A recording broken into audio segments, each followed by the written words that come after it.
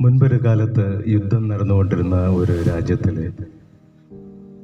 ഒരു വിധവയായ ഒരു അമ്മ ഒറ്റയ്ക്ക് താമസിച്ചിരുന്ന ഒരു വീട്ടിൽ അവർ ദൈവത്തെ പാടുകയും സ്തുതിക്കുകയും ആരാധിക്കുകയും പ്രാർത്ഥനയിലുമൊക്കെ മുഴുകിയിരുന്നു.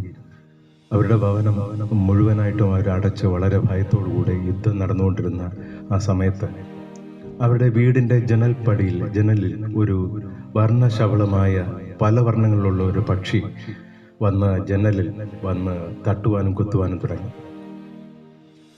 ഇവർക്കത് അവരുടെ പ്രാർത്ഥനയ്ക്ക് തടസ്സമായ പക്ഷിയെ അകത്തു നിന്നുകൊണ്ട് വെളിയിലിറങ്ങാൻ ഭയമായതുകൊണ്ട് അവർ അതിനെ വിരട്ടുവാൻ തക്കവണ്ണം തുടങ്ങി.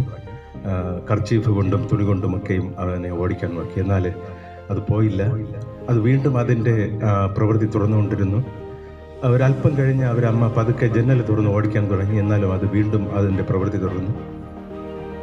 ഉടനെ തന്നെ അമ്മ പെട്ടെന്ന് തന്നെ ഡോറ് തുറന്ന് വെളിയിലിറങ്ങി അതിനെ ഓടിക്കാൻ തുടങ്ങി. പക്ഷേ പക്ഷി പോകുന്നില്ല. അവർ ഓടിക്കുന്നതിനനുസരിച്ച് ആ പക്ഷി മാറി മാറി വീണ്ടും വന്നുകൊണ്ടേയിരുന്നു. കുറേ കഴിഞ്ഞപ്പോഴത്തേക്കും ആ അമ്മ വീടിൻ്റെ ഒരുപാട് ദൂരെ ആ പക്ഷിയെ ഓടിക്കുന്നതനുസരിച്ച് മുമ്പോട്ട് പോയി. ഒരല്പം കഴിഞ്ഞ് ഈ പക്ഷിയും അമ്മയും ഒരുപാട് ദൂരെ വീട്ടിൽ നിന്ന് ഈ പക്ഷിയെ ഓടിച്ചിട്ടല്ലാതെ എനിക്ക് പ്രാർത്ഥിക്കാൻ സാധിക്കില്ല, അല്ലെങ്കിൽ എനിക്ക് സ്വസ്ഥത കിട്ടുകയില്ല എന്നുള്ള ബോധ്യത്തോടെ ആ അമ്മ ആ പക്ഷിയെ ഓടിച്ചുകൊണ്ടിരുന്നു. അവരറിയാതെ തന്നെ വീട്ടിൽ നിന്ന് കുറച്ചകലെ മാറി. പെട്ടെന്നൊരു ശബ്ദം കേട്ടെന്നാണ് പറയുന്ന ആ എഴുത്തുകാരൻ നടന്ന സംഭവ കഥയെക്കുറിച്ച് ഇങ്ങനെ പറയുന്നു.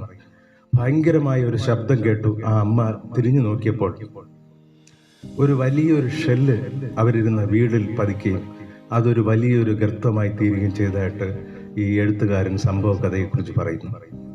പ്രിയപ്പെട്ടവരെ, നാം ഓർക്കുക, നമ്മളെ ദൈവം രക്ഷിക്കുന്നത് ഏത് രീതിയിലൊക്കെയാണ്, എങ്ങനെയൊക്കെയാണ് ദൈവം നമ്മളെ സംരക്ഷിക്കുന്നത്, ആരിലൂടെയാണ്? മനുഷ്യരിലൂടെ, ചിലപ്പോൾ ചില സാഹചര്യങ്ങളിലൂടെ, സന്ദർഭങ്ങളിലൂടെ, ചിലപ്പോൾ അന്തരീക്ഷത്തിലെ ചില മാറ്റങ്ങളിലൂടെയൊക്കെയും ദൈവം നമ്മളോട് സംസാരിക്കുകയും ദൈവം നമ്മുടെ വിഷമതകളെയും ഒറ്റപ്പെടലുകളെയും ദൈവം സംരക്ഷിക്കുന്നു എന്ന് നമ്മൾ മനസ്സിലാക്കണം.